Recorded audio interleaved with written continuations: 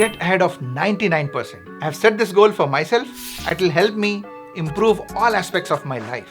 But honestly, it's less about getting ahead of others and more about reaching my own goals and targets. The result needs to be measurable. Hence, the target is in terms of annual income that should be more than 99% of the US population. I've done a lot of research and come up with a 10-step plan that would take me to my goal. I invite you to review these with me and see how many of these you can do it yourself. Remember, each step moves you 10% closer to being in the top 1%. So here they are.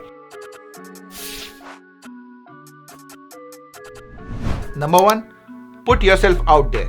Almost everyone has talent that distinguishes them from others. Unfortunately, more often than not, they do not want to take the risk of standing out by talking about their strengths. They are afraid of what will people think, so they keep their talent buried inside like a secret that no one should know about. To get ahead of others, you need to be courageous and extremely determined. What is that talent that you have? Identify it and then show the world what you have got. I have seen successful people putting fear to shame by proclaiming to the world what they have got, not worrying about any potential backlash. But 99% of the people don't want to stand up.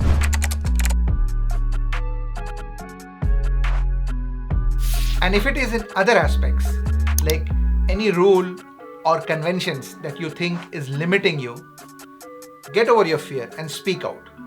Because many people won't do it. They won't speak about it, worried about the consequences that they may have to face.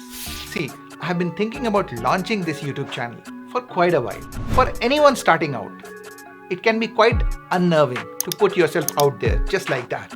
I kept thinking, what should I do? Could I even do training or motivational videos like this? Would anybody ever watch?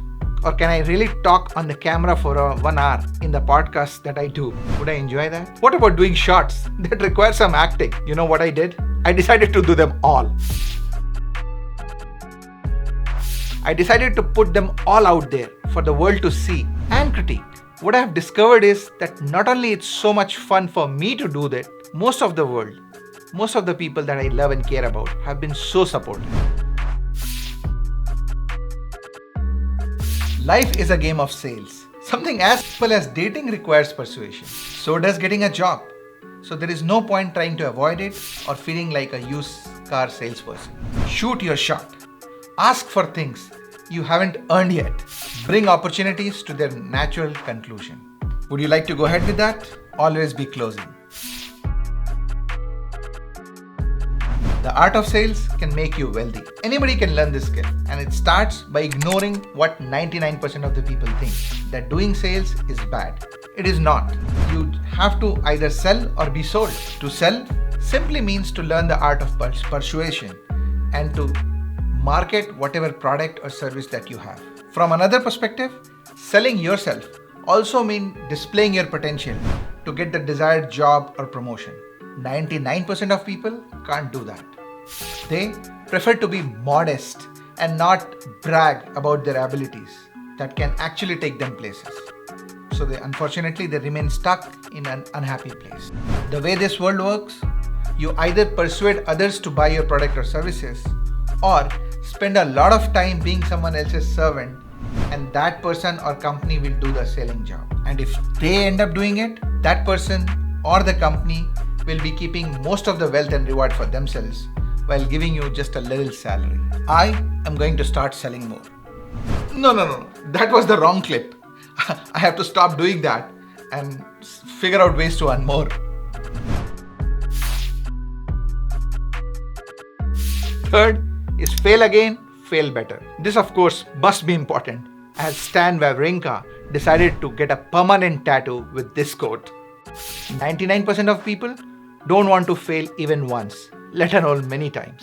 Whereas the number of times you fail determine the number of experiences and successes that you recall later. I have built multiple streams of incomes for myself, but looking back, I would have easily tried and failed 10 times for each individual successes that I had. But what I have found is that one success is generally enough to take care of the 10 previous failures that led to that success. But the only problem is there was no way to get to that one success without going through those 10 failures. One failure isn't the end. No, it's just the beginning. Let the failures happen. Learn from them. Just don't allow them to force you to give up. Just because something happened once, there is no guarantee of a repeat. The 99% of the crowd sees one failure and then they use that excuse to never try anything daring again in their life. What a waste. What a waste. Be that 1% who gets back on their feet and attempt it again. Yes, get back on your feet, re-strategize, and then do it again, and you'll be amazed at the results. Be like this fighting sheep that withdraws to gather more strength. Let your failures give you strength. If you want to achieve what most people can't, be ready to do what most people won't. You must have heard that you are average of 5 people who are closest to you. Everyone knows that. Yet, they decide to hang around losers. And I'm sorry to use that term, but unfortunately, that's what most people are, financially speaking at least. I am going to surround myself with 3 types of people. Peers I can grow with, mentors I can learn from, mentees I can teach. It's important to watch the company you keep. I want to be around people who radiate positive energy through their words and actions. They do not run away from problems, but work toward finding a lasting solution. 99% of the people usually hate being mentored because a mentor would likely critique your current habits and push you out of your comfort zone. To succeed, you need to be submissive to your mentor and learn from them. Mentees you can teach are those who are willing to learn from you. I'll offer to guide others who are not on the right track. Successful people should remember that someone guided you when you needed it, and you need to return the favor to the universe. The 99% hang around those who make them comfortable. The top 1% hang around those people who challenge them to keep improving and keep growing. You are no different. You can't really outgrow your environment. You need to work on changing your environment. I commit to doing that. Number 5, always be experimenting. See, scientists move forward through experiments. This is the general process. Ideate new ideas, reason deeply and come up with new ideas. Then rapidly build prototypes. Constantly test whether they work. Iterate and improve on what went well and stop what is not working. So here is an example of how I am applying this in my life. Again, take the example of this YouTube channel, which is fairly new. My idea: grow your online presence and build a personal brand. Prototype: starting with YouTube, this channel, and also try it on some other social media platforms. Test: post some content daily for almost 3 months. Try different variety of content. Iterate. Now that is still ongoing. I'll look at the results after a few months and see what is working, and I'll double down on those type of videos and content. So in that regard, this experiment is still on. I'll report back in a few months. Stay tuned. You have probably heard about the vision board, your vision for your ideal future. The anti-vision board is another powerful tool that sometimes work even better than the vision board. It's particularly useful for those who are struggling to find motivation to make changes in their life. To create your anti-vision, spend 30 minutes with a notebook, drawing out everything that you don't want in your life. Think about your appearance, your health, your future, your daily life, your relationships. You should feel very uncomfortable about ending up in these undesirable scenarios that you write. This discomfort will motivate you to be laser focused on your ultimate goal and the real vision that you have for your future. My anti-vision board has got some personal situations and scenarios that I don't want. But here is my financial anti-vision that I'm sharing with you. See, I do want money, but I don't want to have to work for money. I need more flexibility and freedom to do what I want. And that can come only when money is not a source of worry or compulsion. So that is my dreaded future that I'm trying to avoid.